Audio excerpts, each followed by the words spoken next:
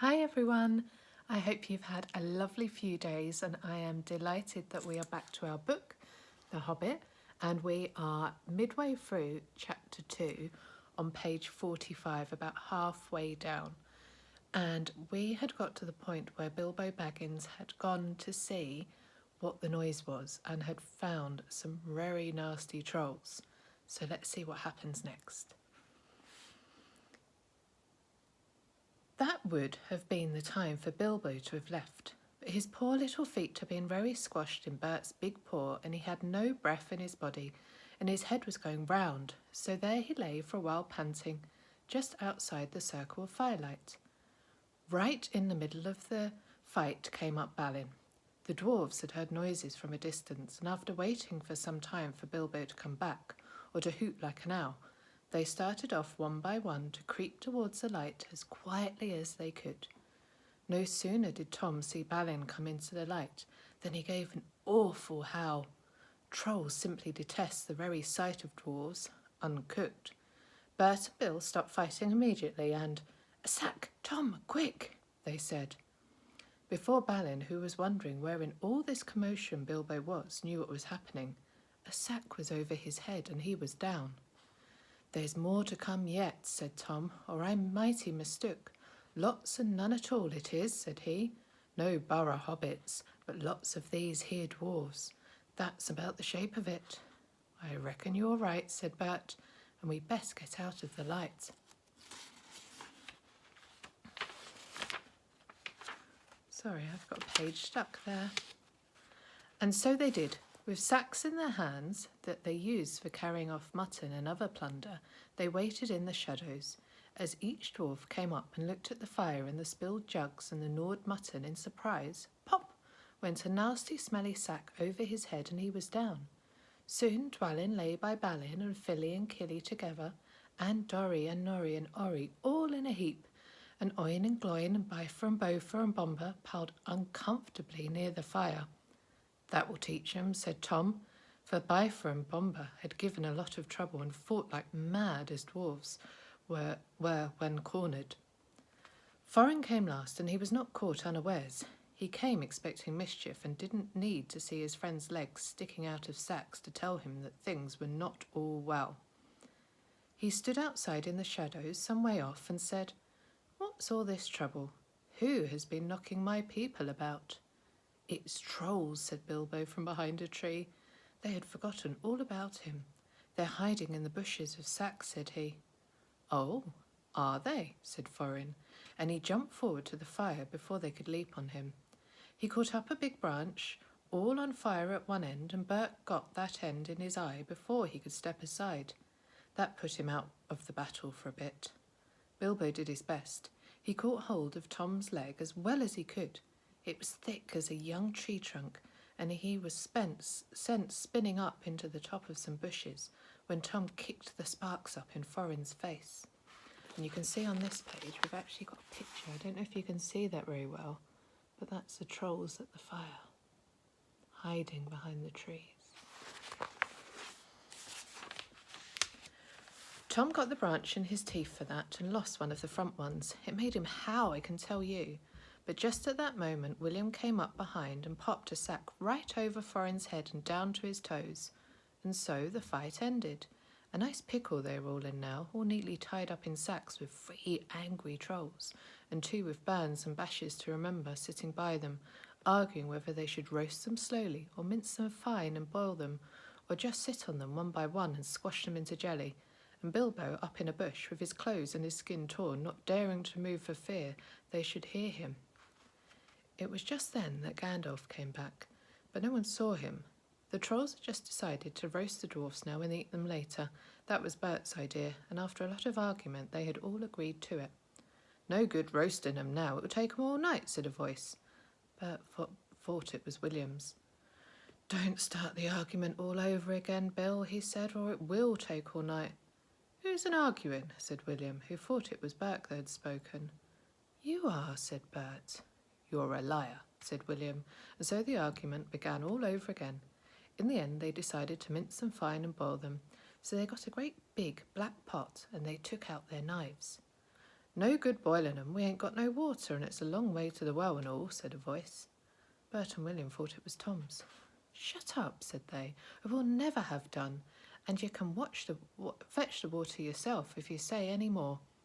Shut up yourself, said Tom, who thought it was William's voice. Who's arguing but you, I'd like to know? You're a booby, said William. Booby yourself, said Tom. And so the argument began all over again and went on hotter than ever, until at last they decided to sit on the sacks one by one and squash them and boil them next time. Who shall we sit on first, said the voice. Better sit on the last fellow first, said Bert, whose eye had been damaged by foreign. He thought Tom was talking. Don't torture yourself, said Tom, but if he wants to sit on the last one, sit on him. Which is he? The one with the yellow stockings, said Bert. Nonsense. The one with the grey stockings, said a voice like William's. I made sure it was yellow, said Bert. Yellow it was, said William. Then what did you say it was grey for, said Bert. I never did. Tom said it. That I never did, said Tom. It was you. 2-1, so shut your mouth, said Bert. Who are you talking to, said William. Now stop it, said Tom and Bert together. The night's getting on and dawn comes early. Let's get on with it. Dawn take you all and be stoned you, said a voice that sounded like William's. But it wasn't. For just at that moment the light came over the hill and there was a mighty twitter in the branches. William never spoke, for he stood turned to stone as he stooped, and Bert and Tom were stuck like rocks as they looked at him. And there they stand to this day, all alone unless the birds perch on them, for trolls, as you probably know, must be underground before dawn, or they go back to the stuff of the mountains they're made of, and never move again. That is what happened to Bert and Tom and William. Excellent, said Gandalf as he stepped from behind a tree and helped Bilbo to climb down out of a thorn bush. Then Bilbo understood. It was the wizard's voice that had kept the trolls bickering and quarrelling until the light came and made an end of them. The next thing was to untie the sacks and let out the dwarfs. They were nearly suffocated and very annoyed. They had not at all enjoyed lying there listening to the trolls making plans for roasting them and squashing them and mincing them. They had to hear Bilbo's account of what had happened to him twice over before they were satisfied. Silly time to go practising pinching and pocket-picking, said Bomba, when what we wanted was fire and food. And that's just what you wouldn't have got of those fellows without a struggle in any case, said Gandalf. Anyhow, you're wasting time now. Don't you realise that the trolls must have a cave or a hole dug somewhere near to hide from the sun in? We must look into it. They searched about and soon found the marks of trolls' stony boots going away through the trees. They followed the tracks up the hill until, hidden by bushes, they came up on a big door of stone leading to a cave. But they could not open it, not though they all pushed while Gandalf tried various incantations. Would this be any good? Asked Bilbo when they were getting tired and angry. I found it on the ground where the trolls had their fight. He held out a largest key, though no doubt William had thought it very small and secret. It must have fallen out of his pocket, very luckily, before he turned to stone. Why on earth didn't you mention it before? They cried. Gandalf grabbed it and fitted it into the keyhole. Then the stone door swung back with one big push and they all went inside. There were bones on the floor and a nasty smell was in the air, but there was a good deal of food jumbled carelessly on shelves and on the ground, among an untidy litter of plunder of all sorts, from brass buttons to pots full of gold coins standing in a corner. There were lots of clothes, too, hanging on the walls. Too small for trolls, I am afraid they belonged to the victims, and among them were several swords of various makes, shapes and sizes. Two caught their eyes particularly, because of their beautiful scabbards and jewelled hilts. Gandalf and Thorin each took one of these, and Bilbo took a knife in a leather sheath. It would have made only a tiny pocket knife for a troll, but it was as good as a short sword for the Hobbit. These looked like good blades, said the wizard, half drawing them and looking at them curiously.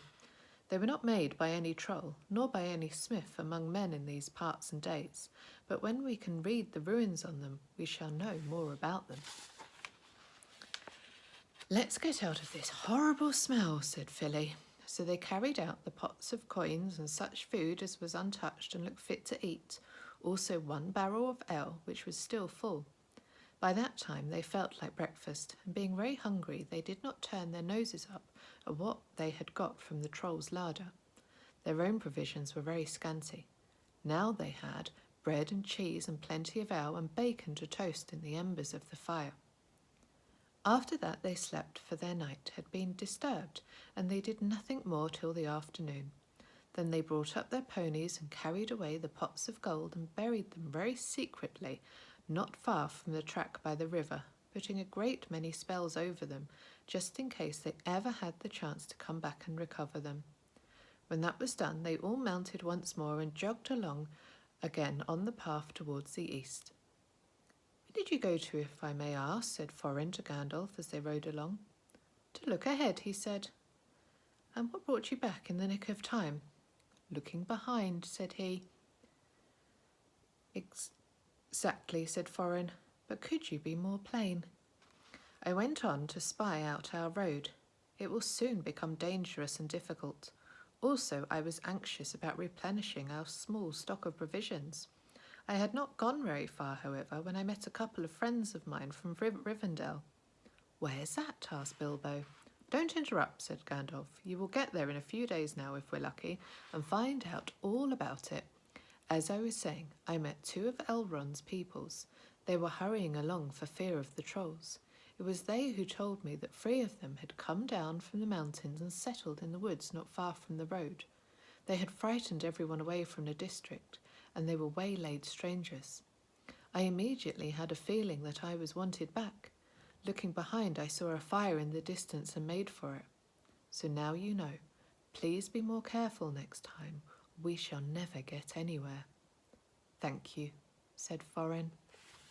And that is the end of chapter 2, and tomorrow we will start on chapter 3, A Short Rest.